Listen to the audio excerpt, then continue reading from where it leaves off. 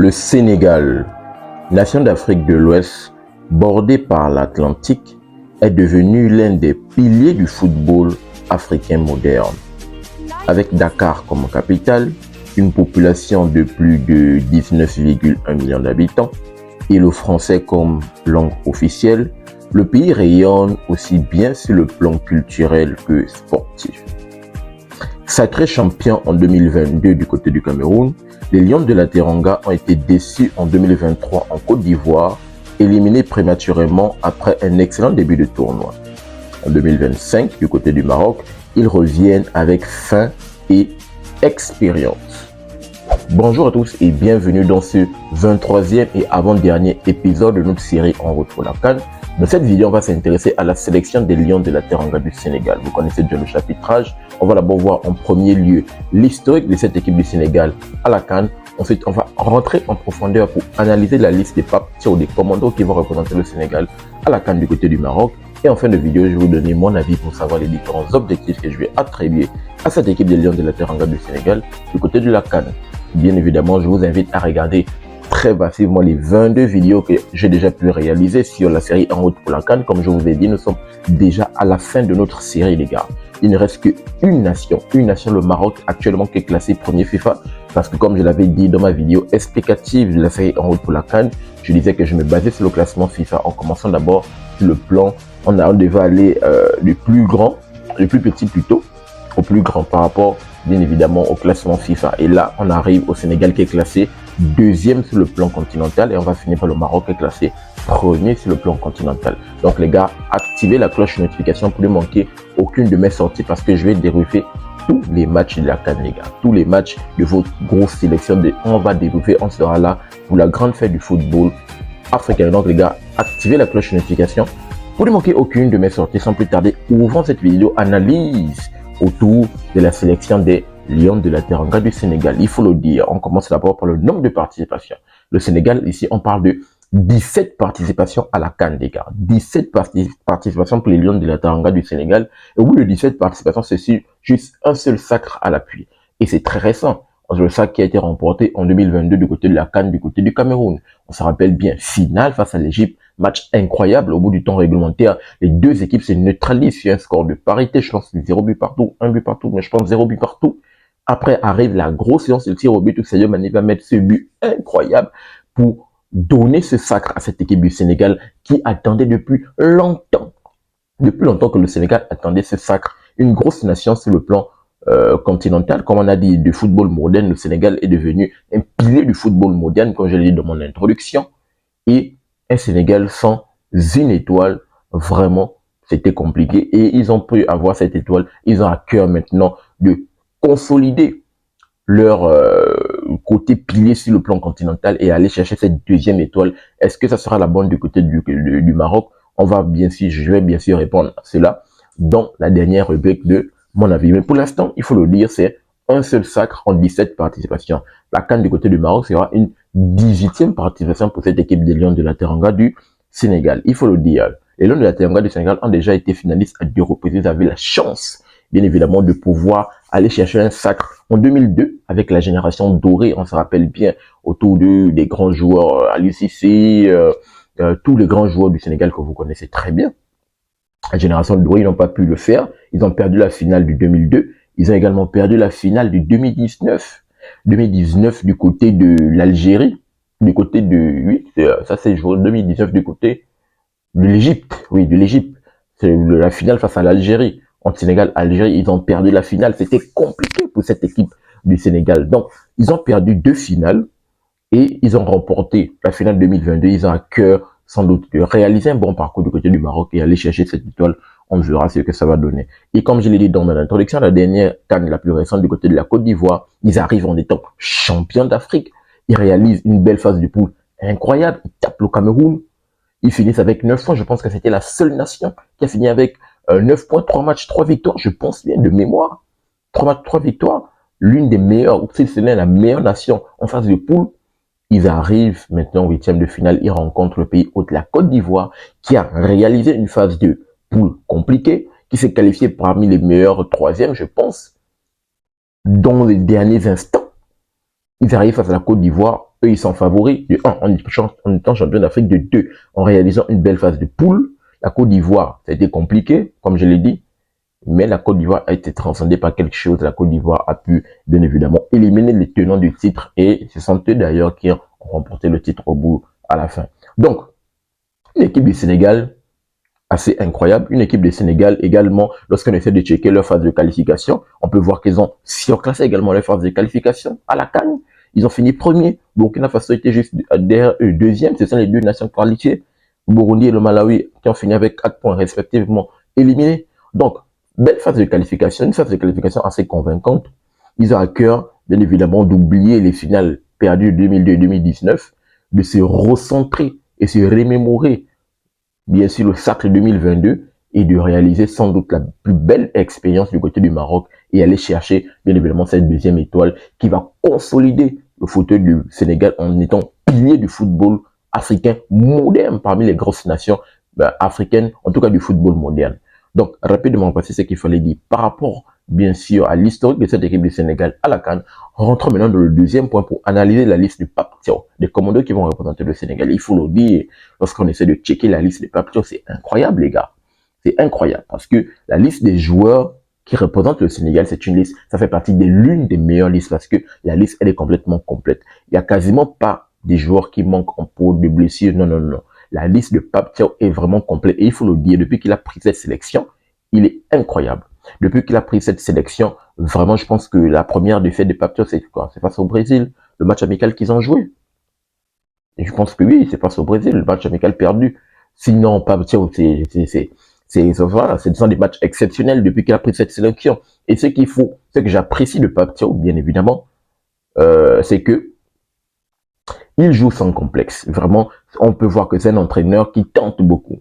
Il tente et il fait confiance à la jeunesse et tout le reste. On peut voir quand même qu'il fait des expériences et tout le reste. En tout cas, il joue sans complexe. Et le Sénégal a vraiment un jeu qui est vraiment plus offensif. Et c'est vraiment incroyable. Lorsqu'on peut checker dans la liste, il y a quand même des cadres, des piliers. Sadio Mané qui est toujours là. Peut-être qu'il va jouer sa dernière CAN. Il a à cœur de chercher cette étoile. De ramener la coupe à la maison pour cette dernière CAN. Kalidou Koulibaly également, capitaine de l'équipe. Pilier, il est toujours là. Comme Idrissa Gana Gueye, Edouard Mendy, ce sont les cadres de l'effectif qui sont là, qui vont accompagner ces plus jeunes. Et pour montrer de belles choses, on peut voir que sur le front de l'attaque, il y a plusieurs attaquants qui ont été pris. Hassan Diaw, le jeune petit qui a oublié la sélection de l'Espagne, il a snobé l'Espagne pour venir jouer pour le Sénégal, son pays d'origine. On peut également parler du petit Ibrahim Baye, également qui va jouer sa première CAN, lui qui a choisi la sélection du Sénégal, puis qui a snobé également la France. Donc, il y a des jeunes petits, le petit Sabali également, qui est la génération dorée de demain, qui sort de génération foot. On peut également voir dans le milieu du terrain, le petit Pape Matassar, ou Pape Gueye, qui est incroyable, bien évidemment, en Liga. Nicolas Jackson, qui est là sur le front de l'attaque. Iliman Ndiaye, qui fait partie de l'un des meilleurs joueurs de cette équipe du Sénégal pour cette année 2025. Donc, on a une équipe du Sénégal très solide. Moussa Niakate dans la défense, le petit Jacobs, avec accompagné de le petit El Hadji Malik Diouf sur son côté, Crépin Diatta également sur l'autre, un milieu de terrain, Lamine Camara. Vraiment, c'est incroyable. Cette équipe du Sénégal est assez complète. Elle est prête. Vraiment, c'est une équipe du Sénégal sur le papier qui fait peur. Et même sur le terrain, c'est une équipe qui est prête à tout casser et peut-être aller chercher cette deuxième étoile. Et je pense qu'ils peuvent le faire. Pape Thiaw a la possibilité de le faire et on verra ce que ça va donner. Donc, c'est une liste quand même qui est complète avec un jeu du Sénégal qui est vraiment très offensif, qui est très discipliné. Tactiquement, on peut le constater, très solide, en tout cas une défense assez solide, qui joue également dans beaucoup en verticalité, dans un jeu en profondeur, avec à la relance, on a Kalidou Koulibaly qui est comme un quarterback qui envoie les très longs ballons à des milieux de terrain comme Habib Diarra qui se projette, ou bien Pape Matar Sarr qui se projette dans le cœur de la défense. Donc c'est un jeu du Sénégal qui est direct, qui joue beaucoup dans la verticalité, qui a une maîtrise défensive, comme je l'ai dit, la doublette, Kalidou Koulibaly, Moussa Niakate, c'est incroyable. De temps en temps, ils peuvent aller en transition rapide avec les Jackson qui vont mettre Iliman Ndiaye également, avec les chevauchés. Vraiment, c'est une équipe qui est soudée, solide, et qui est incroyable, et qui a également une force de mental. On a pu le constater le match du côté de Kinshasa, avec la remontada qu'ils ont pu le faire après avoir été mené 2-0. Donc c'est une équipe du Sénégal qui est assez complète, qui arrive prête. Oui, la CAN de 2023, il faut complètement l'oublier, ça s'est pas bien passé en étant champion d'Afrique. Mais là, ils ont à cœur de tout casser et de venir remporter. Bien évidemment, d'ailleurs, ils font partie des favoris de la compétition. Ils ont à cœur de tout casser et de remporter cette étoile, cette deuxième étoile, ce qui serait historique. Il va consolider le fauteuil du Sénégal en étant l'un des piliers sur le continent en termes de football parmi les grosses nations qui sont là. Et c'est juste incroyable. Donc, rapidement, voici ce qu'il fallait dire. Bon, on va finir lorsqu'on essaie de voir l'effectif. Il faut le dire, c'est un effectif qui a été un peu rajeuni. On peut voir qu'il y a les petits jeunes qui ont quand même engrangé un peu de l'expérience, qui étaient présentes à la dernière CAN, qui ont engrangé de l'expérience, qui sont là. Une équipe quand même un peu rajeunie, même si elle est, comme je l'ai rappelé, les vieux qui sont toujours là, qui vont, donc, il y a un brassage entre la jeunesse et les joueurs plus jeunes. Et vraiment, c'est un effectif de Pape Thiaw qui est très équilibré. Donc, voici ce qu'il fallait dire. Entrons maintenant dans le dernier point pour analyser les différents objectifs que je vais attribuer à cette équipe des Lions de la Teranga du Sénégal à la CAN du côté du Maroc. Et pour, bien évidemment, cela, on va d'abord checker le groupe du Sénégal à la CAN. Le Sénégal se retrouve dans le groupe D, composé du Bénin, du Botswana et de la République démocratique du Congo. Encore la RDC, les deux équipes là se rencontrent. Depuis l'année 2025, les gars là se sont rencontrés. Ils étaient dans le même groupe des éliminatoires. Vraiment, ils étaient éliminatoires au mondial. Ils se sont rencontrés à plusieurs reprises. Je pense qu'ils ont même encore joué quoi? Les matchs de... En tout cas, ils se sont rencontrés à plusieurs reprises. Et oui, même pendant les matchs de CHAN. Pour ceux qui ont regardé le CHAN, le championnat d'Afrique des Nations, c'est le continent. Ils se sont également rencontrés là-bas. Donc, pendant l'année même, avec les plus jeunes, les plus jeunes catégories, je pense que ça doit être la CAN de U17 ou la CAN de U20 entre les deux, parce que j'ai préféré également plus les CAN de U20. Je pense que dans les U20 qui se sont rencontrés. Donc, ce sont des nations qui sont beaucoup rencontrés avec les différentes catégories pendant cette année 2025. Et là encore, ils se rencontrent. La RDC a à cœur, a ce goût en travers de la gauche du Sénégal qui veut leur taper chez eux dans leur stade 3-2 et qui a malheureusement bon, la RDC après va se qualifier, mais au bout pour finir premier du groupe, qui n'a pas pu se qualifier. Donc, le Sénégal, logiquement, c'est un groupe à leur portée. Bénin, Botswana, RDC, groupe à leur portée, ils ont la possibilité de finir premier. Ils nous ont montré pendant la CAN du côté de la Côte d'Ivoire, ils ont le potentiel, ils ont tapé le Cameroun, ils ont fini premier devant le Cameroun. Donc devant la RDC, logiquement, c'est un groupe à leur portée, ils ont le potentiel de finir premier. Et d'ailleurs, c'est l'un des objectifs majeurs que je vais attribuer à cette équipe du Sénégal. Confirmer la phase de poule du côté de la Côte d'Ivoire, il va falloir confirmer les mêmes performances, voire faire plus. Donc, finir premier du groupe doit être l'objectif pour cette équipe du Sénégal. Parce que lorsque tu finis premier, tu as la possibilité d'affronter soit un troisième du groupe, ou soit un deuxième. Donc, ça peut permettre d'avoir peut-être une plus petite équipe, donc un troisième du groupe qui peut arriver, on ne sait jamais, à part si c'est un troisième qui a floppé, et si c'est un gros cadeau. Donc, finir premier est l'un des objectifs que je vais attribuer à cette équipe du Sénégal. Mais aussi, il va falloir réaliser le meilleur parcours que celui de 2023. Donc, ne pas sortir en huitième, viser la finale. Et quand je vois l'effectif du Sénégal, il y a la capacité, il y a le potentiel pour aller en finale. Donc, l'objectif majeur pour cette équipe du Sénégal, c'est d'aller en finale. Le Sénégal doit aller en finale avec cet effectif-là. Ils sont très forts. Ils ont le potentiel, la capacité d'aller en finale. Voici l'objectif majeur que je vise à cette équipe du Sénégal. Maintenant, aller en finale, ce n'est pas juste être finaliste. Aller chercher ce deuxième sac et alors, la capacité de le faire. S'ils sont allés en côté de l'Égypte, ils sont allés en finale en 2019. Malheureusement, ils ont perdu face à l'Algérie. Donc, ils ont la capacité, il faut le dire, peut-être les CAN qui s'organisent au nord là-bas, réussir à cette équipe du Sénégal. Donc, ils ont la capacité toujours d'aller au Maroc. Avec les infrastructures qu'il y a, le terrain, là, il n'y a pas de problème de pelouse, du moins, parce que le Maroc a mis des moyens. Donc, d'aller là-bas, de réaliser le meilleur football et sans doute aller chercher cette deuxième étoile qui va consolider leur fauteuil de pilier sur le plan continental. Bien évidemment, comme je l'ai rappelé, pour le football moderne. Donc, il va falloir viser ce deuxième sacre, bien évidemment. Retrouver le dernier carré, retrouver la finale.